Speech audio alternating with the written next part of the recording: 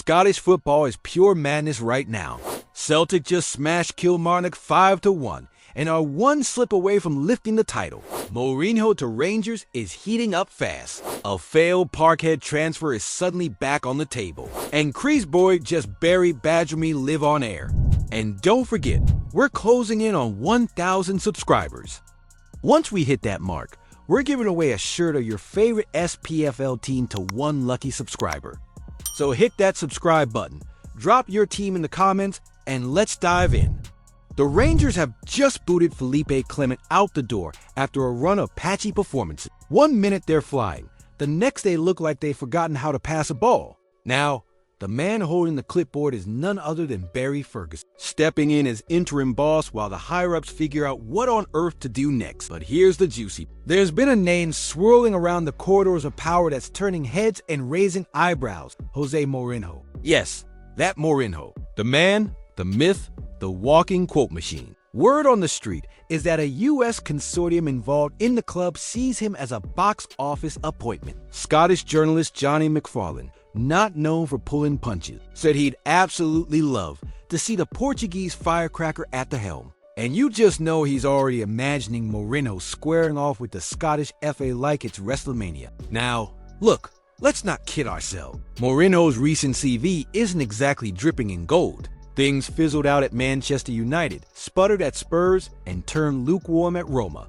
But the man still got 26 trophies in his back pocket. And at 62 years old, he's hardly done dusting off the touchline coat. His current gig at Fenerbahce has seen him rack up 30 wins in 48 matches this season. Not too shabby at all. Would he fancy the challenge of toppling Celtic in a league that demands blood, sweat, and maybe a few verbal spars at post-match pressers? Maybe, especially after Barry Ferguson's Rangers managed to outfox Mourinho's own side in the Europa League last 16. That's right. Ferguson pulled off a bit of a statement win, and now he's in the running too. Talk about football writing its own script. So, picture this. José Mourinho storming down the Ibrox sidelines, clashing with referees, stoking rivalry, and possibly dragging Scottish football into the global spotlight. It's outrageous. It's chaotic. And frankly, it's brilliant entertainment. Would bringing in José Mourinho be a stroke of genius that finally puts Rangers back on top? Or a desperate nostalgia trip that's doomed to implode in spectacular fashion? Go on, tell me what you think, and don't hold back. Well, look who's back on Celtic's radar. None other than Michel-Ange Balikwisha, the Royal Antwerp winger who almost found himself at Parkhead not once, but twice. Injuries had other plans though. The lad basically had one foot on the plane to Glasgow. Then his knee decided it had other ideas. Twice unlucky, you might say. Now 23, and with the playoffs in Belgium heating up, Balikwisha's finally found his rhythm again. He's publicly admitted that without those setbacks, a meniscus injury in the winter, and another knock last summer, he'd probably already be out of Antwerp, and not just anywhere, mind you. We're talking about interest from Celtic, Lille, and Lens. Quite the dance card. He's keeping his cards close to the chest now, saying he'll sit down with club bosses, including Mark Overmars, Overmars, to figure out what's next. He's hinted that a strong finish to the season could turn a few heads, and if he does end up leaving, he hopes to at least get a farewell lap for the fan. From a Celtic point of view, the timing couldn't be more perfect. They've been crying out for more spark on the wings, and if Balikwisha is anywhere near his top level, he could bring just that. But there's always that looming question. Is he durable enough for the intensity of Scottish football? Rain, plastic pitches, and getting clattered by defenders who've never heard of the word friendly. It's not exactly a stroll through the Jupiler Pro League. Should Celtic really go after a player who's already missed 2 chances to sign because of injuries? Or is Balikwisha the kind of high upside gamble that could win them the title next season? Let's hear it. Would you take the risk? Oof, it's not looking pretty for Nedim Bajrami at Ibrox, is it? Signed last summer for a tidy little fee of £3 million from Sassuolo. Expectations were sky high, and unfortunately, the Albanian midfielder has so far delivered about as much excitement as a soggy pie on match day. Now, with just 2 goals and a single assist to show for his time in the league, Bajrami's been the invisible man more often than not. And let's be honest, Rangers fans didn't shell out for shirts with his name on the back just to see him warm the bench. Kris Boyd, never one to sugarcoat things, has absolutely torched the 26-year-old, branding his time in Glasgow a huge disappointment. In Boyd's words, Bajrami is now playing for his future.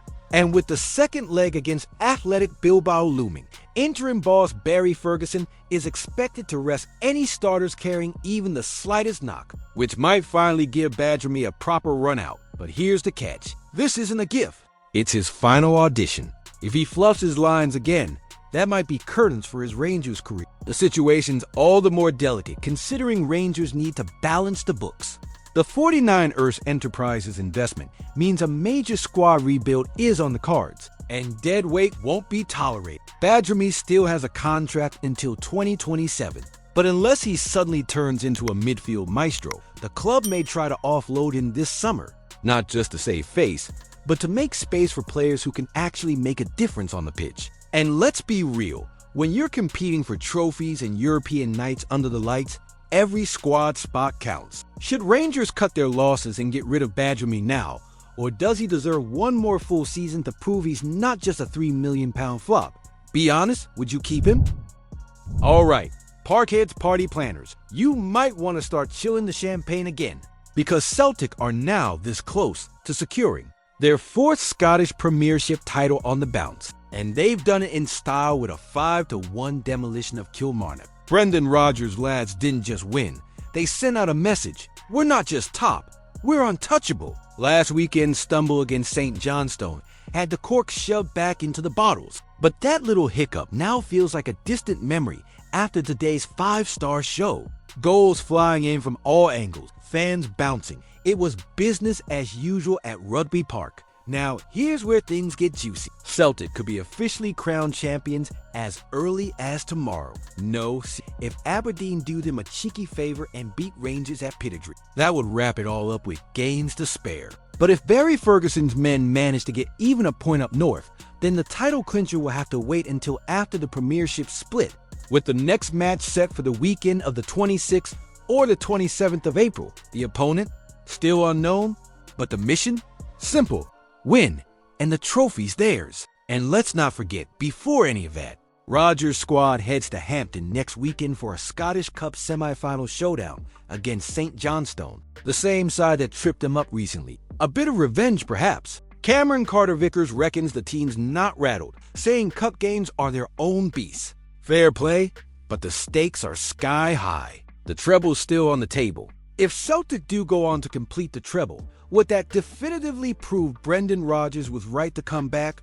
Or are some fans still not convinced, even with all the silverware? Right, your turn. And don't forget, we're closing in on 1,000 subscribers. Once we hit that mark, we're giving away a shirt of your favorite SPFL team to one lucky subscriber. So hit that subscribe button, drop your team in the comments, comment below what you think about the news. Don't forget to leave a like on the video. I post videos every day talking about our Scottish football. See you soon.